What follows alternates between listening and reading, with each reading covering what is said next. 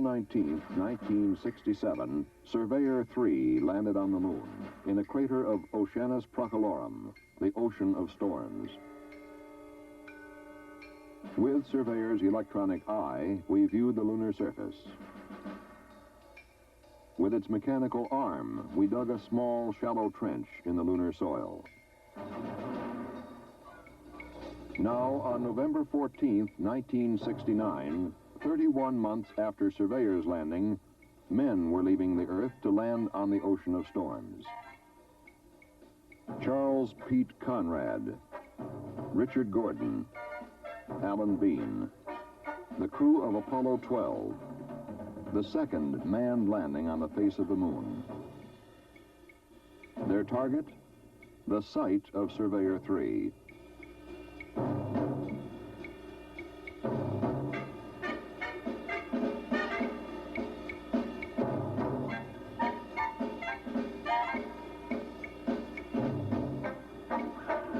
Ignition sequence start. 6, 5, 4, 3, 2, 1, 0. All engines running. Commit. Liftoff. Apollo 12 lifted off in the driving rain. Pete Conrad reports that your program is in. Tower clear. Pitching a roll program, and this baby is really going. 36 seconds later, lightning struck the spacecraft. Yeah, I don't know what happened here. We had everything in the world drop out. I'm not sure if you get hit by lightning. Fuel cell lights and AC bus light. Fuel cell disconnect. AC bus overload 1 and 2. Main bus A and B out.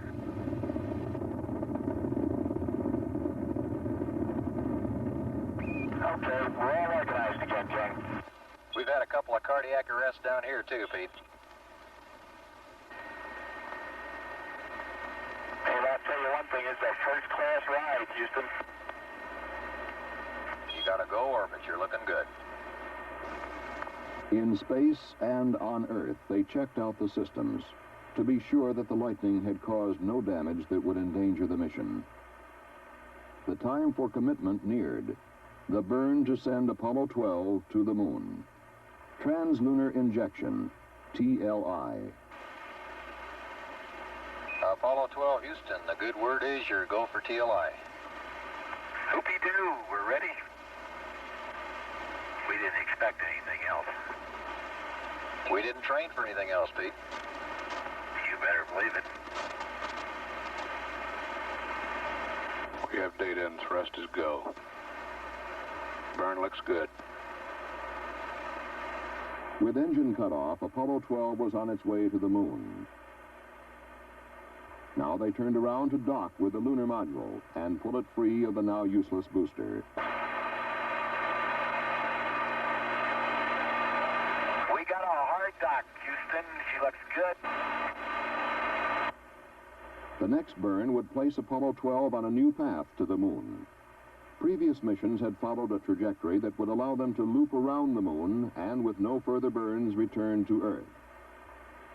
But Apollo 12, in order to land at the proper site with the proper lighting, would break out of the free return path. Should a failure occur, a burn of the service or lunar module engine would be needed to get them home. 7, 6, 5, flashing 99, 0, 2, 1, ignition, thrust, back ball valve. Okay, other ball valve. 3, 4, 5, 6, very good. Now they settle down to the routine of the outward flight. We're trying all these things that we didn't have in Gemini, like toothpaste and shaving, and we're really having a ball up here. Roger.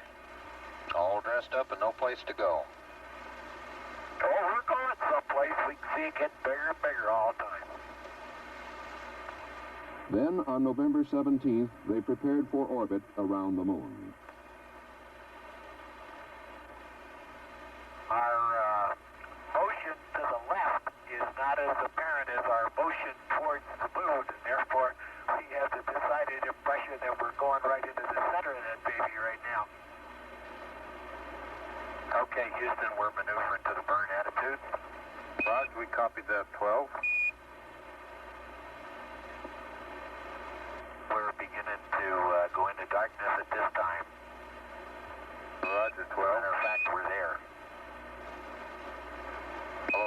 Houston, you're go for LOI.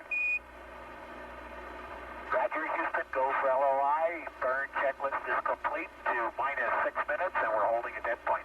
LOI, Lunar Orbit Insertion, the burn of the spacecraft rocket engine that would place Apollo 12 into orbit around the moon. With this burn occurring behind the moon, there would be no communications with the spacecraft until it came over the lunar horizon. The command module, Yankee Clipper, the lunar module, Intrepid. Apollo 12, Houston. Hello, Houston. Yankee Clipper with Intrepid in tow has arrived on time. I guess like everybody else that just arrived, all three of us are plastered to the windows looking. The next day, Pete Conrad and Alan Bean entered the lunar module, leaving Dick Gordon in the command module. Now the Intrepid and Yankee Clipper undocked and separated, preparatory to Intrepid's descent and landing on the moon. Okay, here you go again. 80.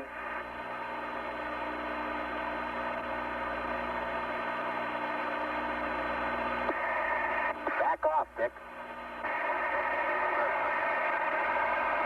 There he goes. Hey, Houston, the sim running pretty smooth today. Affirmative, Pete. As with the orbit insertion burn, the burn to begin descent was made behind the moon. Mission Control again contacted Intrepid as it came over the horizon. Intrepid, Houston, how do you read? Hello, Houston Intrepid. Roger, we read you loud and clear. We had a great DOI burn. And we just watched the first Earthrise, which was fantastic. The Surveyor 3 target was located in the middle of 5 craters arranged like a snowman. The upper crater, called Head Crater, the body, called Surveyor Crater. Surveyor 3 is located in this crater. The object, to land as close as possible to Surveyor Crater. Then at 50,000 feet, Intrepid's engine fired and began the landing sequence. Okay, we're out of 19,000 feet. I got some kind of a horizon out there. I got some craters too, but I don't know where I am yet. Okay. Antibody for P64. Okay. I'm trying to cheat and look out there. I think I see my crater. Hey, baby. I'm not sure. Coming through 7. Look at P64, Pete. P64. Hey, there it is. There it is. Son of a gun, right down the middle of the road. Outstanding. 42 degrees, Pete. Hey, it's started right from the center of the crater. Hey, look out there. I can't believe it. Amazing. Fantastic. 42 degrees, dude. Just keep talking. Slide it in. Coming down at about 99 feet a second. You're looking good. Intrepid, Houston, go for landing. Over 1. Roger, okay, Roger. 40 degrees, LPD, Pete. 40 degrees. So fantastic, I can't believe it. You're at 2,000 feet. Boys on the ground do okay. 1,800 feet up, 39 degrees. 38 degrees, 36 degrees. You're 1,200 feet, Pete. Okay, 1,000 feet coming down at 30. Looks good out there, babe. Looks good. 32 degrees. You're at 800 feet. 33 degrees. 600 feet. Hey, look at that crater right where it's supposed to be.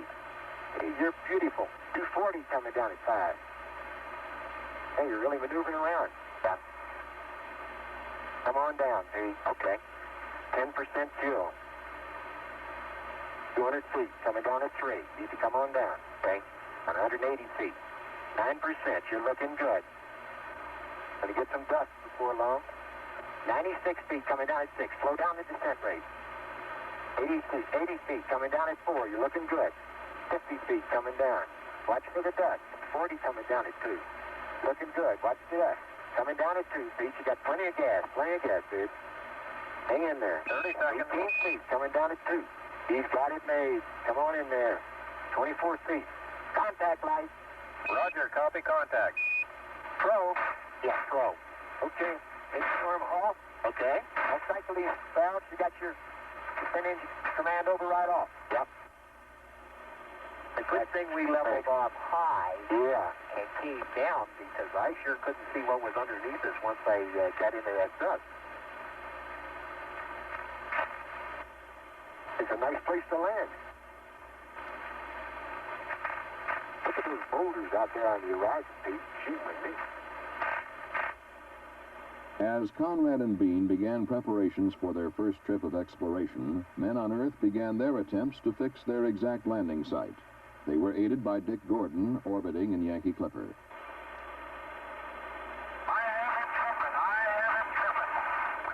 Well done, Clipper.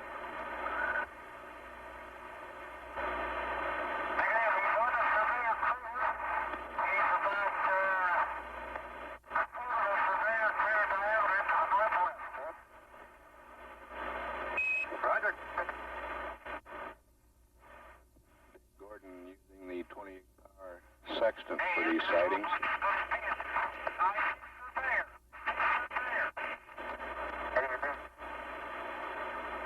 Roger, Clipper. Good eyeball. Well done. A major goal of Apollo 12 had been accomplished.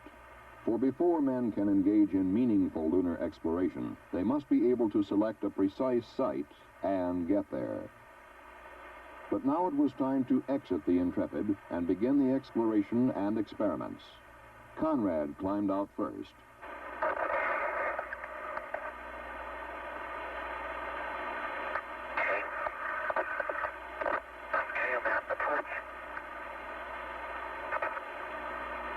Hey, I'll tell you what we're parked next to. What? We're about 25 feet in front of the surveyor crater. That's good. That's where we want it to be. I bet you when I get down to the bottom of the ladder, I can see the surveyor. Okay. Down to the pad. Okay. Man, that may have been a small one for Neil, but that's a long one for me. You'll never believe it. That's what I see sitting on the side of the crater. The old surveyor, huh? The old surveyor, yes, sir. Does that look neat? It can't be any further than 600 feet from here. How about that? Now, Pete Conrad collected a preliminary geological sample.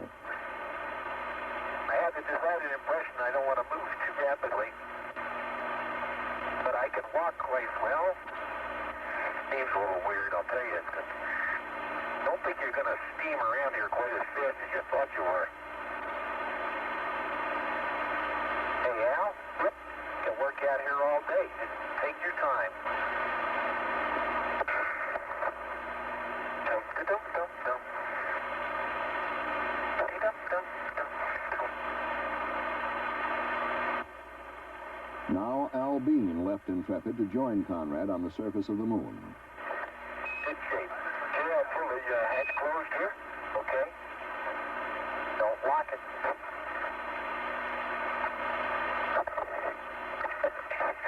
And if I'd have landed 20 feet behind where I landed, we'd have landed right smack in that crater.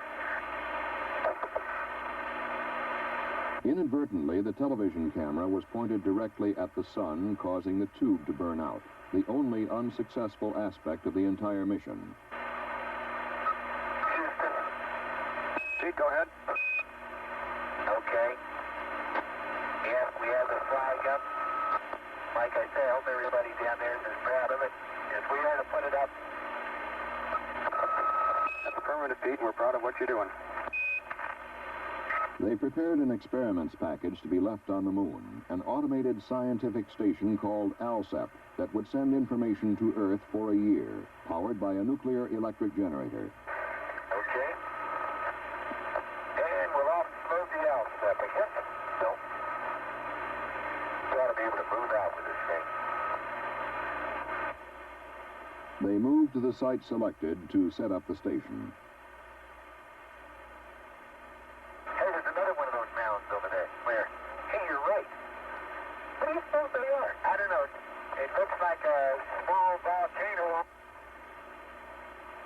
They put together the experiment station.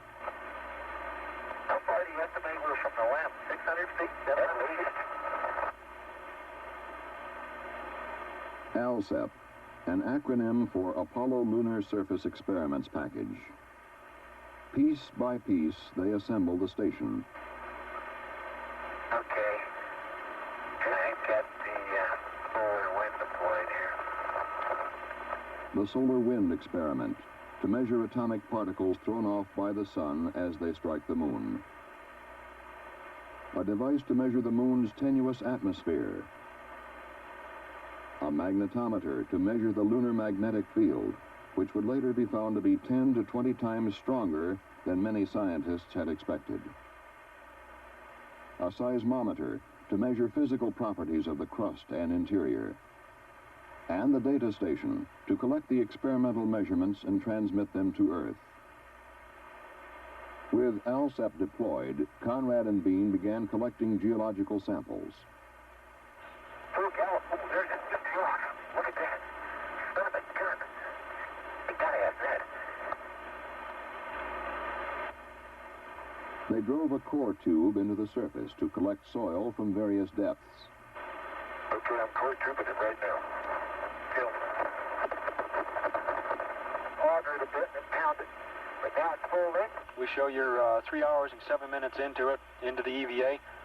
And we'd like you back to the LEM to start the closeout in 10 minutes. That's at 3 + 1 7. Had to smoke to get back to that LEM. We're a long way.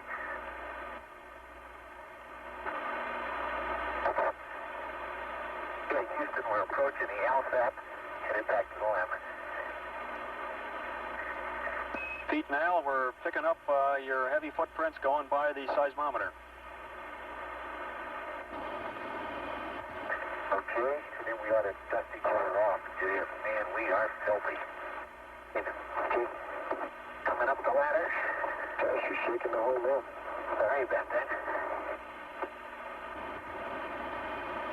Yankee Clipper, Houston. Oh, yeah, Clipper here.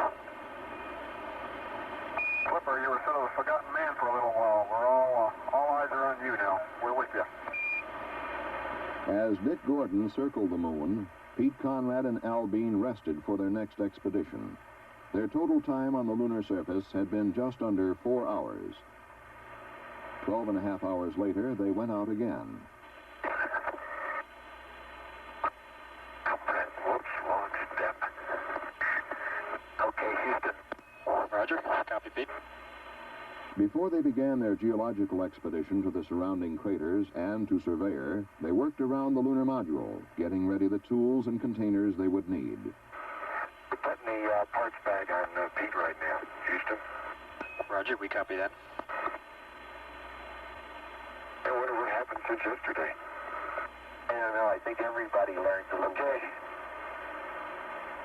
As Bean readied the equipment, Conrad went out to the ALSEP station to check an instrument about which the Earth-based scientists had shown some concern. I'll loop off to the ALSEP and check the side. I'll meet you at point 1 at head crater. Houston, Pete's on his way to the ALSEP. After Conrad checked the ALSEP experiments, they began the geological traverse, during which they would cover about a mile and take samples from 6 craters. You're going to get a big surprise when you look into this head crater, Al. It's a heck of a lot deeper than it looked, eh? There you go. That's a good rock. Hey, look at the pits in it, too. That's just going to be a good rock, Houston. Okay, Houston, I'm coming up on Bench Crater right now. Boy, there's some big fragments out here. What a fantastic sight. Al, look at the bottom of that crater. Here's some good rock samples right here. Come on. Well, we stop here and look at the chart a little bit more closely. Man, does that LEM look small back there? Pete and Al, we show you're 1,200 feet from the LEM. Okay. You know what I feel like, Al? You ever see those pictures of giraffes running in slow motion? That's exactly what I feel like. Got the decided feeling I'm going to sleep tonight. Then they arrived at Surveyor, their target. While the surveyor activities were a bonus, they were symbolic of the success of Apollo 12. Yeah, we're just going to move to the area. Now look, you can see which way it came in. See the way this gear pit's dug in over there? Dug up dirt, and you're still sitting there. Okay, Houston, I'm jiggling it. The surveyor is firmly planted here. That's no problem. Okay, Al, we're ready to start getting a TV camera. Okay. All right, you see that material disintegrate. Hey, that's easy. Okay, 2 more tubes on that TV camera, and that baby's ours. Done. There you go. In the bag. Yeah, I gotta zip it up. Good show. How about let me cut this scoop off? Sure. Didn't think you were gonna leave without a scoop, did you? Okay, let's head for Blackie Crater. So they left Surveyor, and after a stop at the crater called Block, they were back at the lunar module, collecting the solar wind experiment, stowing the rock boxes. It's really ridiculous. I got dust all over the rock box, and I'm trying to blow it off. Bean re-entered the lunar module first. Conrad, using a transfer apparatus similar to a clothesline reel, sent the samples up to him. Then, Conrad, too, left the lunar surface. Okay. Houston, if you can mark me off the lunar surface. Roger, we got that, Pete, at 3 hours and 50 minutes into the EVA. Yeah, yep, the ladder right go. Hi-ho. But there was no time to rest. The lunar module had to be prepared for liftoff from the moon and rendezvous with Yankee Clipper. Looking good, Pete. 3, 2, 1, lift off. And away we go. Where did it fire? Going? There, these things, Dave. We're on our way. And in 1 minute, all right, 20 feet. Okay.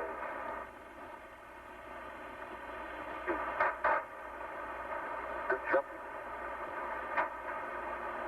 Everything looks good. Sure does. So they rose to their rendezvous, and from Dick Gordon and Yankee Clipper, Well, you sure look strange down there amongst all the sand dunes. All right. At half a mile, 19 feet a second. You're looking better all the time, Yankee.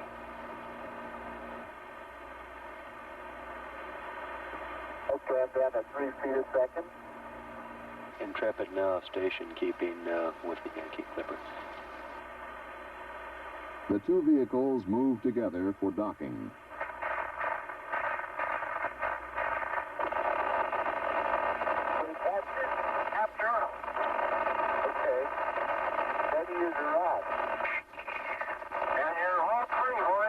Now, Conrad and Bean rejoined Dick Gordon in the command module, bringing with them the samples, experiments, and photographs to be returned to Earth. The next step, jettison the lunar module, then send it crashing into the moon to help calibrate the seismometer left on the surface. This instrument was designed to measure the intensity of meteor impacts, moonquakes, landslides, and similar phenomena. Guidance and Control Officer reports that the two spacecraft have separated. Apollo 12, Houston, the limb is on its way down. The men on Earth monitored the output of the seismometer, waiting for impact. Countdown for limb impact. 3, 2, 1, mark. Limb impact. As for the meaning of it, I'd rather not make an interpretation right now, but it is as though one had struck a bell, say, in the belfry of the church, a single blow, and found that the reverberation from it continued for 30 minutes. After 55 minutes, the reverberation still had not faded completely. Apollo 12 continued its orbits of the moon, gathering photography for scientific study, including the Fra Mauro area, the landing site for Apollo 13. And then it was time to head back to Earth. Roger, roger. Bye-bye. See you on the other side. Have fun. The burn to send them home would take place behind the moon. On Earth, we waited for Apollo 12 once more. Apollo 12, Houston. Hello, Houston. Apollo 12 en route home. Shortly before re-entry, the crew of Apollo 12 watched the Earth move to blot out the sun.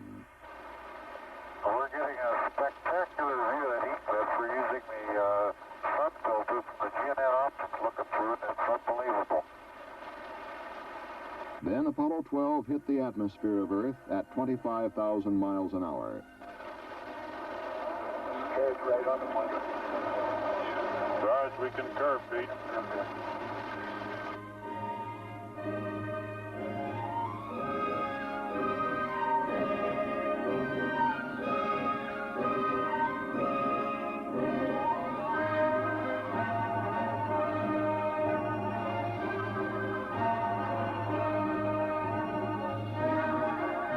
But the log of Apollo 12 does not end with splashdown. It only begins.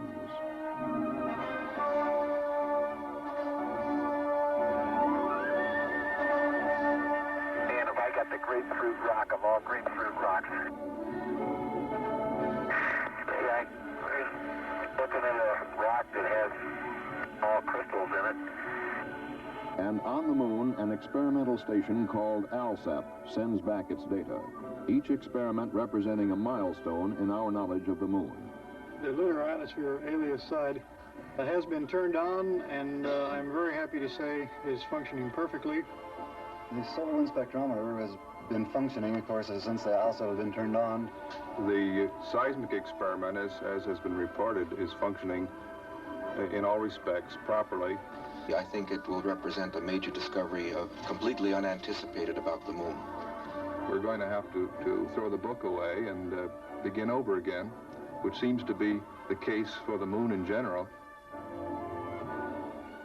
Apollo 12 was a milestone in manned extraterrestrial exploration. It achieved its pinpoint landing, as close as possible to its selected target, marked by Surveyor. It set a pace and a pattern of scientific exploration that future missions will not only follow, but will go beyond.